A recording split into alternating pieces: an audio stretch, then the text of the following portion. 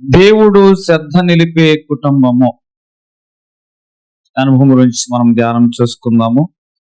యోబు రాసిన గ్రంథము 8వ అధ్యాయము 6వ వచనము. నీవు పవిత్రుడవై యథార్థవంతుడైన యెడల ఆయన నీ యందు శ్రద్ధ నిలిపి నీ నీతికి తగినట్లుగా నీ నివాస స్థలమును వర్ధిల్లచ్చు.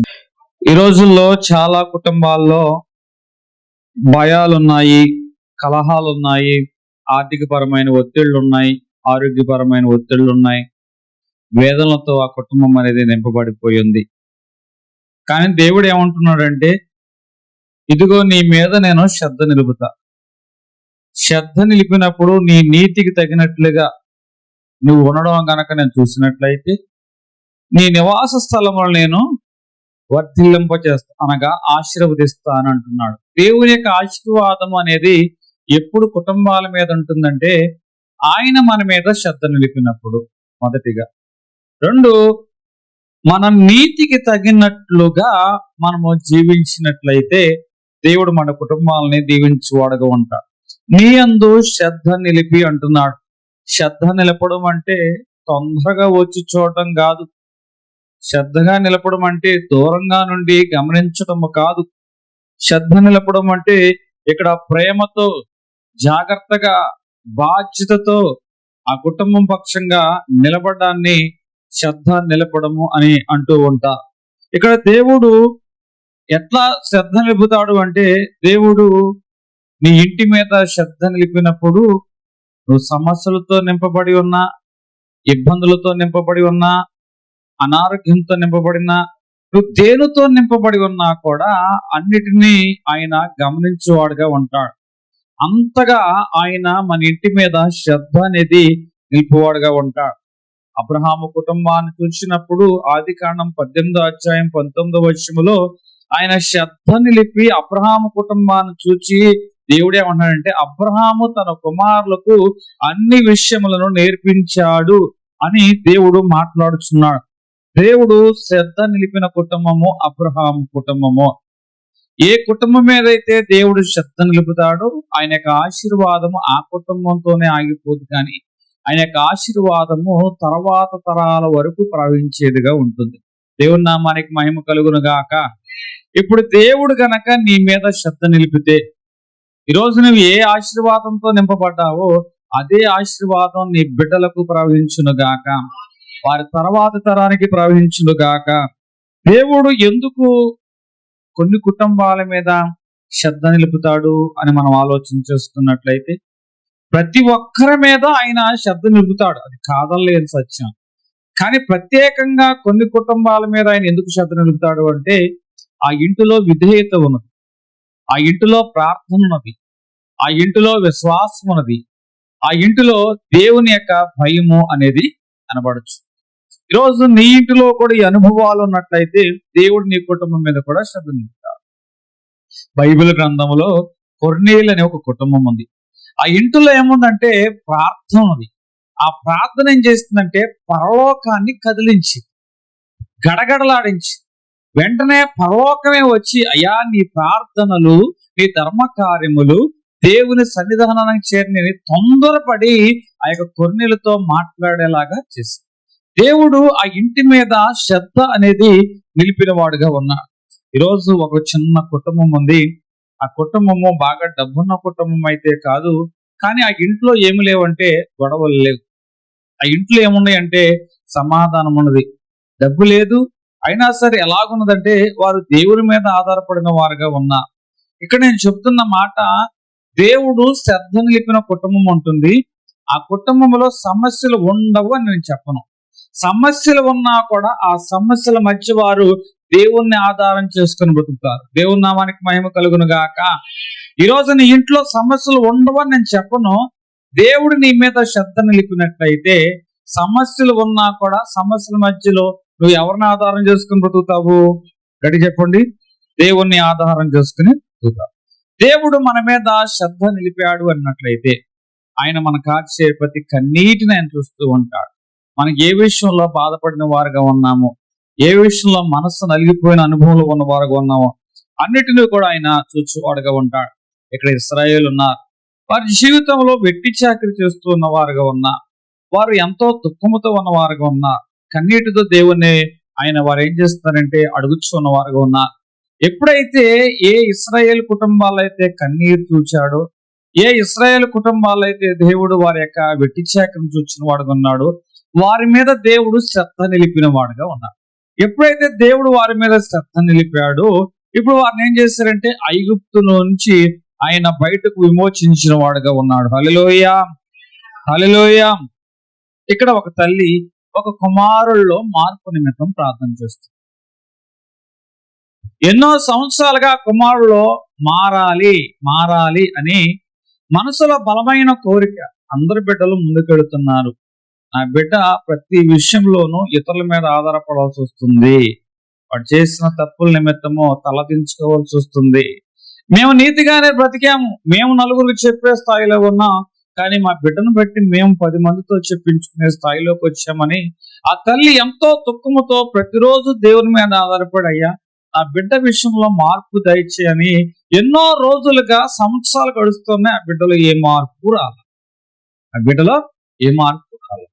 కానీ ఆ తల్లి గమనించకపోయినా దేవుడు ఆ తల్లిని గమనిస్తూనే ఉన్నాడు సంవత్సరాల తరబడి. ఒకరోజు ఆ బిడ్డలో దేవుడు ఒక ఘనమైన మార్పు తీసుకొచ్చాడు. హల్లెలూయా. ఈరోజు ప్రార్థన చేసిన నీవు మర్చిపోవచ్చు, కానీ శ్రద్ధ నిలిపిన దేవుడు నేను గమనిస్తూనే ఉన్నాడు.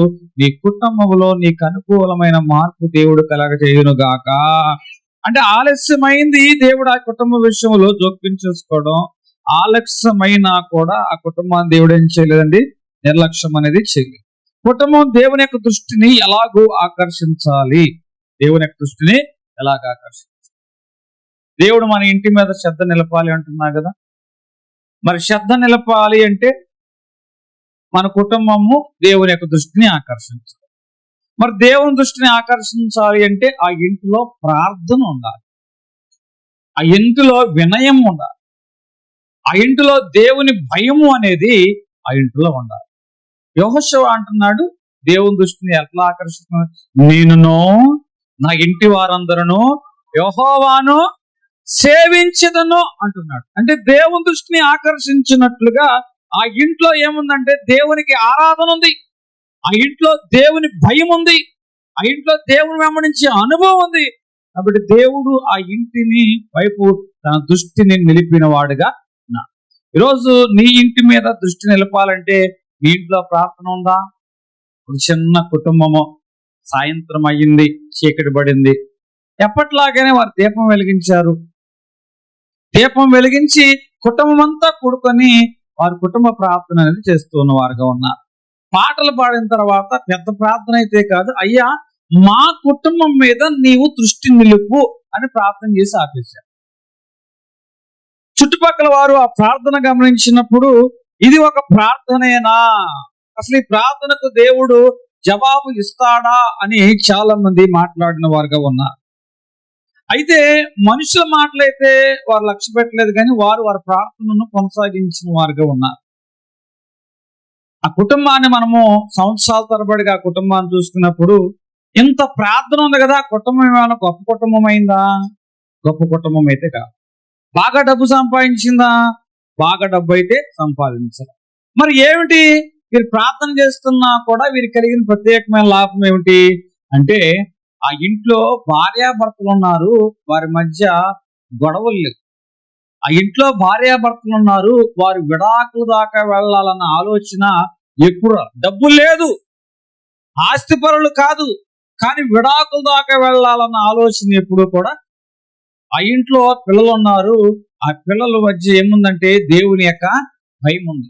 ఆ ఇంట్లో సమస్యలు లేవంటే సమస్యలు ఉన్నాయి, సమస్యల మధ్యలో కూడా వారు దేవుని మీద ఆధారపడడం నేర్చుకున్న వారుగా ఉన్నారు.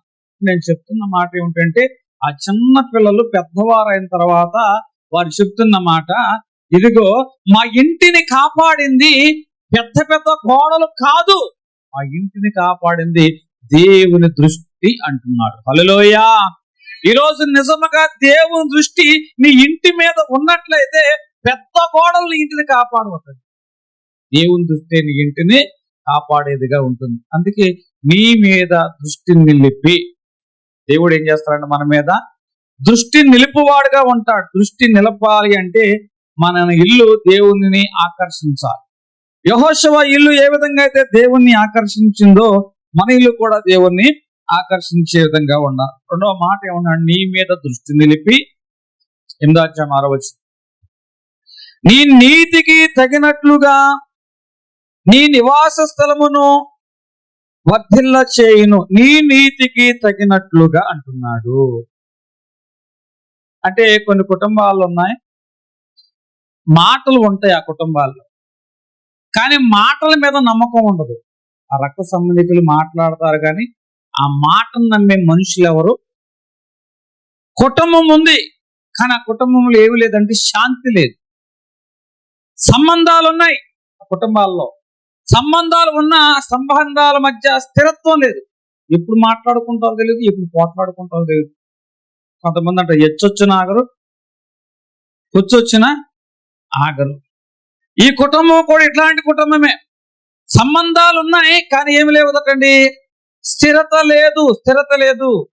ఇప్పుడు దేవుడు అంటున్న మాట ఏమిటంటే నీ నీతికి తగినట్లుగా, నీతికి తగినట్లుగా అంటే నీతికి తగినట్లుగా అంటే నీతి కలిగి ఉండడం అంటే పాపం చేయకుండా ఉండడం మాత్రమే కాదు.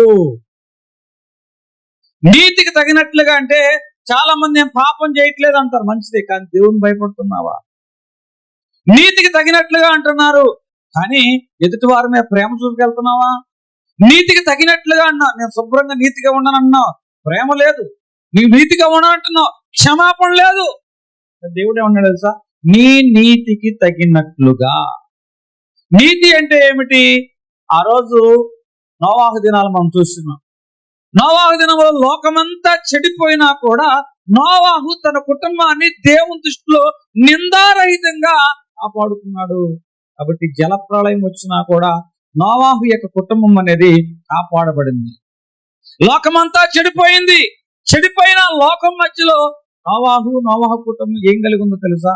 నీతిని కలిగినదిగా కనబడుతుంది. కుటుంబంలో ఈ రోజు నేను చెప్తున్నా, నీతి అంటే మాటలు కాదు, నీతి అంటే వారి జీవన శైలి.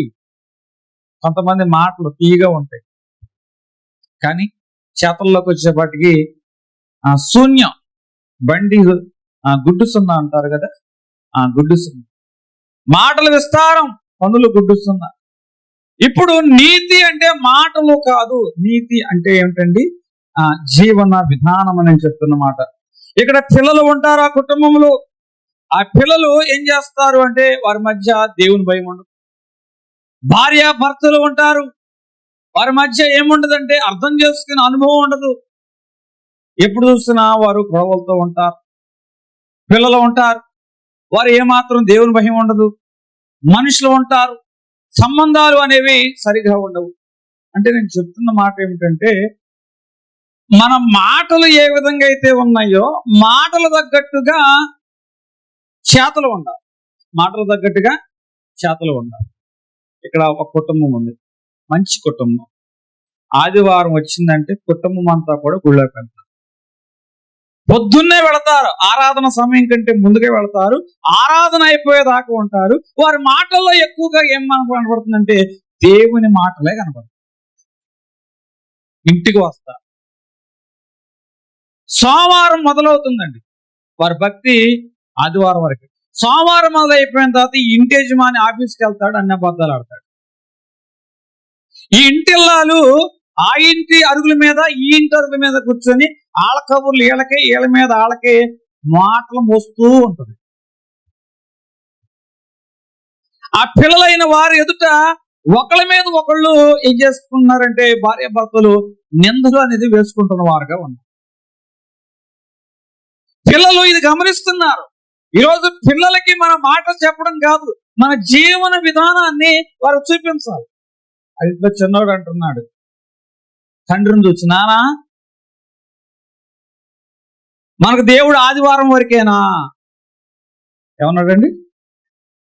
మనకు దేవుడు ఆదివారం వరకేనా అంటే వెంటనే ఎవరో చెంప మీద పెట్టి కొట్టినట్టు అనిపించింది ఆ మాట తండ్రికి. ఆలోచన మొదలుపెట్టాడు, ఎందుకు నా బిడ్డ ఇంత మాట అన్నాడు, నా మాటల చోట్ల నా ప్రవర్తన చూస్తున్నాడా అని తెల్లవారు నుంచి ఆలోచించి ఇక ఒక నిర్ణయం తీసుకోవాలనుకున్నాడు. అబద్ధం ఆడే అవకాశం వచ్చింది, ఈ ఒక్కసారికి పిల్లోడు తోపలే కదా అబద్ధం ఆడదాం అనుకున్నాడు. కానీ ఆరాధన ఆదివారం వరకేనా అన్న మాట చెవుల్లో ప్రతిధ్వనిస్తుంటే అబద్ధం ఆడే అవకాశం ఉంది, తప్పు చేసే అవకాశం ఉంది. ప్రతిసారి అతను ఏమన్నాడు, నో అని చెప్పడం ప్రారంభించాడు. ఈ తల్లి కూడా ఆ ఇంటికి వెళ్తాం మానేసింది. ఆ ఇంటికి వెళ్తాం. అంతకుముందు ఆ ఇంటికి వెళ్ళినప్పుడు ఏ మాటలు ఉందో ఆ మాటల గురించి ఇంట్లో ప్రార్థన చేస్తుంది. అయ్యా ఆ కుటుంబంలో ఇటువంటి సమస్య ఉంది, ఈ కుటుంబంలో ఇటువంటి సమస్య ఉంది, వారు సరికావాలి. ఈ భార్యాభర్తలు ఇరువురు కూడా బిడ్డలకి ఏ మాట చెప్పలా. కానీ భార్యాభర్తలు ఇద్దరిని, తల్లిదండ్రులు ఇద్దరిని కూడా కుమారులు చూస్తున్నారు. తల్లిదండ్రులు మాట్లాడకపోయినా తల్లిదండ్రుల్లోని భక్తిని ఇప్పుడు గమనిస్తున్నారు. దేవుని నామానికి మహిమ కలుగును గాక. నీతి అంటే మాటలు కాదు. నీతి అంటే ఏమిటంటే మన జీవన విధానము. ఈరోజు కుటుంబము నీతికి ఏం చేయాలంటే నీతి ఆశీర్వాదాలకు మార్గంగా ఉండాలి. కుటుంబం యొక్క నీతి ఆశీర్వాదంకి ఎలా ఉండాలి? ఆ మార్గంగా ఉండాలి. అబ్రహామును దేవుడు దృష్టి నిలిపి చూసినప్పుడు అబ్రహాము అన్ని విషయములు తన కుమారులకు నేర్పిస్తున్నాడు అని దేవుడు గమనించగలుగుతుంది. అబ్రహాము తన కుమారులకి ఏమి నేర్పిస్తున్నాడు? ఓ అబ్రహామా, నీ కలిగిన ఒక్కగానొక కుమారుని నాకు బలివు అనంగానే ఇస్సాకును తీసుకెళ్తున్నాడు. నానా కట్టెలు ఉన్నాయి, నిప్పు ఉన్నాయి, మరి దహన బలికి కొట్టేయాలి అది అంటే అబ్రహాం ఏమన్నాడు? యెహోవా చూచుకున్న దేవుడే.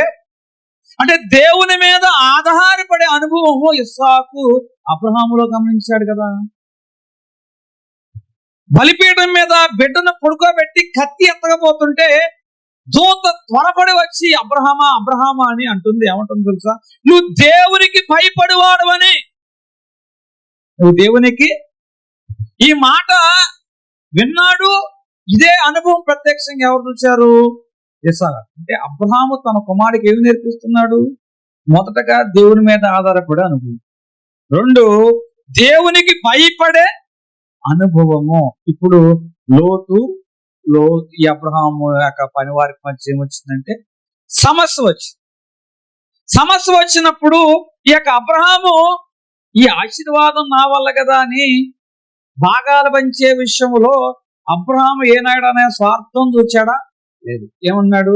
లోతు, ఇదిగో రెండు దిక్కులు ఉన్నాయి, చిన్నవాడు కదా, యవ్వన కాలంలో ఉన్నావు, నీకు చాలా కోరికలు ఉంటాయి, చాలా ఉద్దేశాలు ఉంటాయి, ఏ దిక్కు కావాలో కోరుకో, మిగిలిన దిక్కు ఏదైనా ఉంటే నేను చూసుకుంటా అన్నాడు. పెద్దవాడైనా కూడా భాగాలు పంచే విషయంలో మాత్రం నీతిగానే లోతు పక్షంగా నిలిచాడు. నిర్ణయం తీసుకునే అధికారం ఇతనికి ఉంది. ఇతని అధికారాన్ని ప్రశ్నించేవారు ఎవరూ లేరు. అయినా కూడా చిన్నవాడికి ఏమిచ్చాడండి? అవకాశం అనేది ఇచ్చిన వాడుగా ఉన్నాడు. ఈ విషయాన్ని కుమారుడు చూడలేదా? ఇంకొంచెం లోతుగా మనం వెళదాం. ఆ రోజు సొదొమ గొమొర్రా నశించిపోతూ ఉంటే అబ్రహాం ఏం చేస్తున్నాడంటే ఆ సొదొమ గొమొర్రా పట్టణం గురించి విజ్ఞాపన ప్రార్థన చేస్తున్నాడు. ఇది అబ్రహాము కుమారుడు ఇస్సాకు గమనించలేదా?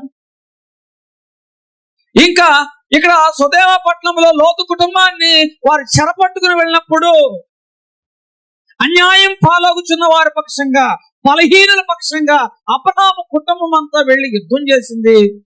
ఈ విషయాన్ని దగ్గరగా ఉండి ఎవరు గమనిస్తున్నారు?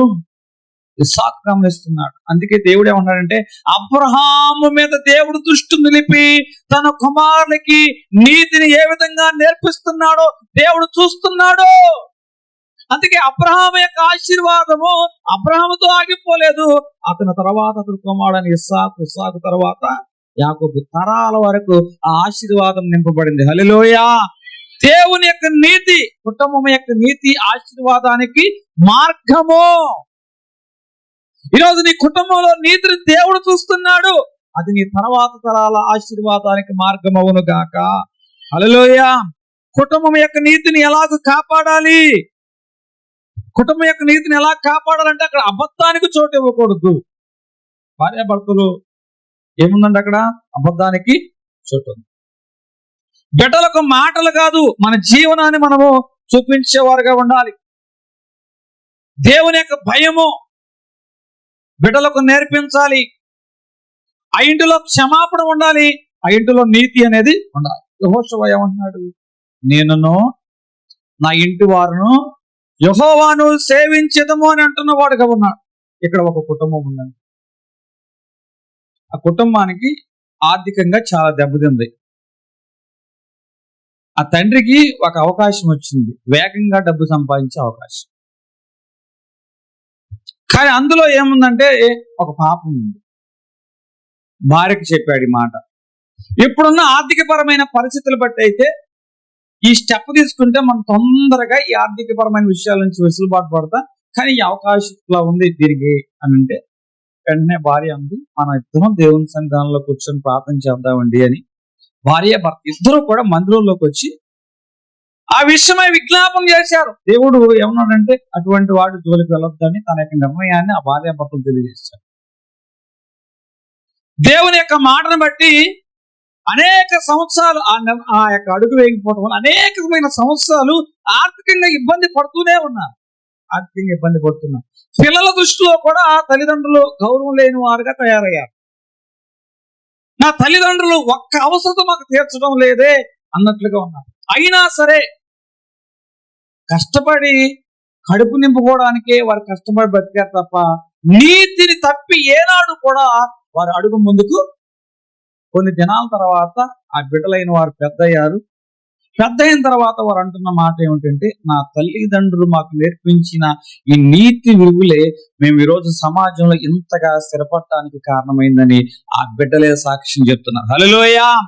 నా బిడ్డల ముందు నేను విలువ తక్కువ అయిపోతున్నాను అని ఆ తండ్రి తప్పటడుగు వేసినట్లయితే ఈ రోజు ఈ సాక్ష్యం వచ్చేదా?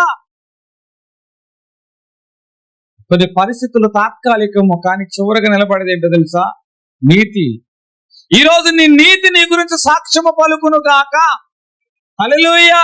నీ నీతికి తగినట్లుగా, నీ నీతికి తగినట్లుగా నీ నివాస స్థలము దేవుడు ఏం చేస్తానంటున్నాడు? ఆఖరిగా వర్ధిల్లింపజేస్తాను. 8:6 ఈరోజు నీ నీతికి తగినట్లుగా నీ నివాస స్థలములను నేను వర్ధిల్లింపజేస్తాను.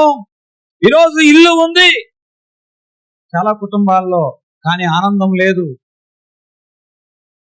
మాటలు ఉన్నాయి కానీ అక్కడ ఏమి లేదంటే ప్రేమ లేదు. మనుషులు ఉన్నారు, ఐక్యత లేదు. కానీ దేవుడు ఏమన్నాడంటే నీ నివాస స్థలములను వర్ధిల్లింపజేస్తాను. వర్ధిల్లింప చేయడం అంటే పెద్ద ఇల్లు కట్టుకుంటామన్నా? వర్ధిల్లింప చేయడం అంటే బాగా డబ్బు సంపాదించడమనా? అదే వర్ధిల్లింప చేయడం అంటే ఏ మనుషుల మధ్య బంధాలు చెడిపోయాయో చెడిపోయిన బంధాలు తిరిగి, ఏ మనుషుల మధ్య మాటలు ఆగిపోయాయో ఆ మాటల మౌనాన్ని తీసివేసి ప్రేమ అనే సంభాషణ తిరిగి దేవుడు ఏం చేస్తాడంటే నెలకొల్పేవాడుగా ఉంటాడు. ఎక్కడైతే ఆరోగ్యము కూలిపోయిందో మళ్ళా దేవుడు ఏం చేస్తుంటే వారికి పెద్ద పెద్ద బంగ్లాలు కట్టుకోవటం కాదు, ఆస్తులు సంపాదించుకోవడం కాదు, కానీ ఎక్కడైతే ఏ కుటుంబంలో అయితే ప్రార్థన ఆగిపోయిందో మరలా అదే కుటుంబంలో ప్రార్థన పునరుద్ధరణ చేస్తాడు. హల్లెలూయా. ఏ కుటుంబంలో అయితే దేవుని భయం పోయిందో మరలా ఆ కుటుంబంలో దేవుని భయం తీసుకొస్తాడు. ఏ జీవితంలో అయితే ఆశ పోయిందో ఆ కుటుంబంలో మరలా దేవుడు ఏం చేస్తాడంటండి ఆశలు చిగురింప. ఇది వర్ధిల్లింప చేయడం అంటే. నీ నీతికి తగినట్లుగా నేను నీ నివాస స్థలములను ఏం చేస్తానంటున్నాడు? వర్ధిల్లింప చేస్తాను. వర్ధిల్లింప చేస్తాను. ఏబు యొక్క కుటుంబాన్ని మనం చూసుకున్నాం.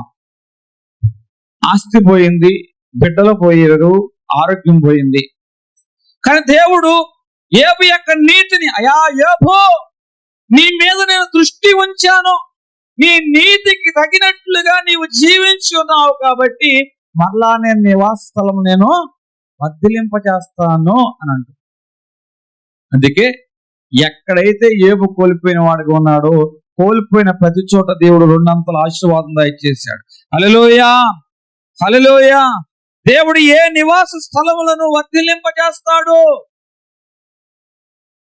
ఏ ఇంటిలో అయితే దేవుని భయం ఉంటుందో, ఏ ఇంటిలో అయితే ప్రార్థన ఉంటుందో, ఏ ఇంటిలో అయితే విధేయత ఉంటుందో, ఏ ఇంటిని పడితే ఆ ఇంటిని దేవుడు వర్ధిల్లింప చేయడు. విధేయత ఉన్న చోట, ప్రార్థన ఉన్న చోట, దేవుని భయము ఉన్న చోట దేవుడు ఆ ఇంటిని వర్ధిల్లింప చేస్తాడు. ఒక ఇల్లు ఉంది, భర్తను కోల్పోయింది. ఇల్లు భర్త లేకపోవడం వల్ల ఖాళీ అయిపోయింది. డబ్బు లేకపోవడం వల్ల ఖాళీ అయిపోయింది. ఇల్లు ఖాళీ, పాత్రలు ఖాళీ, జీవితం. కానీ దేవుడు ఏం చేశాడంటే ఆ ఖాళీ ఇంటిని నూనెతో నింపాడు. ఆ నింపబడిన ఇల్లు ఇప్పుడు ఏం జరిగిందంటే ఆర్థికంగా నిలబడింది.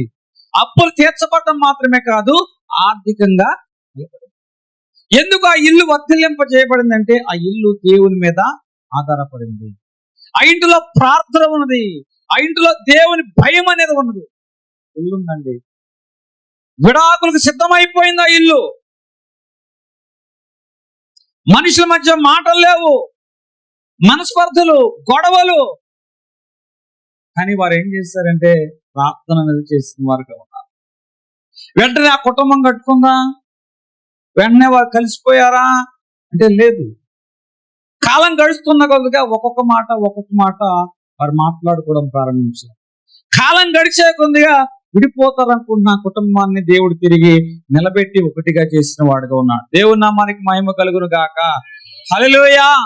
నీ నివాస స్థలమును వర్ధిల్లింప చేయాలి అంటే దేవుణ్ణి నేను కోరుకున్నాడంటే నీ నుంచి ఒక్క అడుగు వేయి, నా వైపు ఒక్క అడుగు వేయి.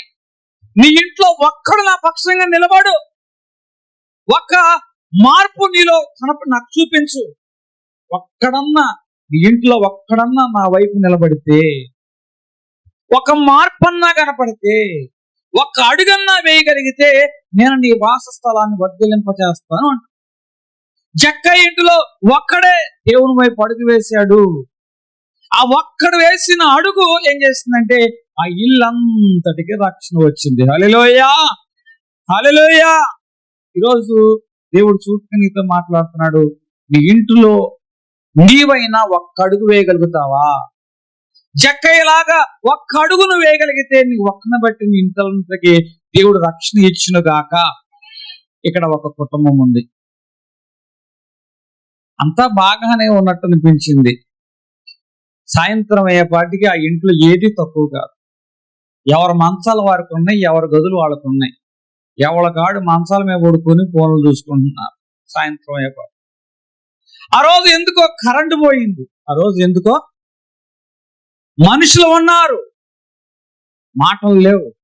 విశాలమైన గది ఉంది, ఉదయాలు దూరంగా ఉన్నాయి. అటువంటి పరిస్థితుల మధ్య ఆ ఇంటిలో కరెంటు పోయింది. ఆ ఇంట్లో చిన్న అమ్మాయి వచ్చి అంటుంది, అన్న ఇదివరకు మనం చిన్నప్పుడు కరెంటు పోయినప్పుడు దీపం వెలిగించి ప్రార్థన చేసేవాళ్ళం కదా నాన్న అని అంటే, ఆ తండ్రికి ఎందుకో మనసు చివుకుమనిపించింది. ఏమైపోయింది ఆ ప్రార్థన? మనసు అనిపించి ఎక్కడో ఉన్న కొవ్వొత్తిని తీసి దీపం వెలిగించి ఆ దీపపు వెలుగులో కుటుంబం అంతా కూడా పాటలు పాడింది. ఆ దీపపు వెలుగులో కుటుంబం అంతా కూడా ఏం చేసిందంటే ప్రార్థన చేయడం ప్రారంభించింది. ఎందుకో ఆ రోజు ఆ తండ్రికి మనసు శాంతిగా అనిపించింది. మనుషులు మారారా, పద్ధతులు మారాయంటే వెంటనే ఏమీ మారలా.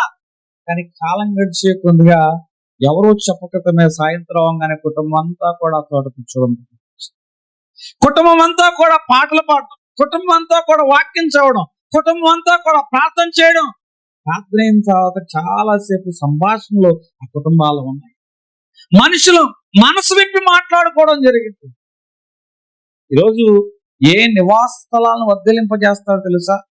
ఎవరైతే దేవుని కొరకు ఒక అడుగు వేయగలుగుతారో, ఏ ఇంట్లో మనిషి అయితే ఒక అడుగు ముందుకు వేయగలుగుతాడో దేవుడు ఆ నివాస స్థలాన్ని దేవుడు వర్ధిల్లింప చేస్తాడు. ఈ భార్య భర్త కుటుంబ నిమిత్తం ఎంత కన్నీరు గార్చి మేము కోల్పోయింది ఏమిటో వారు గమనించారు. దేవుడు నీకు చెప్తున్న ఒకే ఒక గొప్ప మాట ఏం తెలుసా? ఈ లోకం తల్లిదండ్రులకు చూడని కన్నీరు ఏదైతే ఉంటుందో దేవుడు ఆ కన్నీటిని చూచును గాక, ఆ కన్నీటికి జవాబిచ్చును గాక. వర్ధిల్లిన కుటుంబం గురించి నేను మాట్లాడుతున్నాను. ఎట్లా వర్ధిల్లింది? ఆ ఇంటి మీద దేవుడు దృష్టి నిలిపాడు.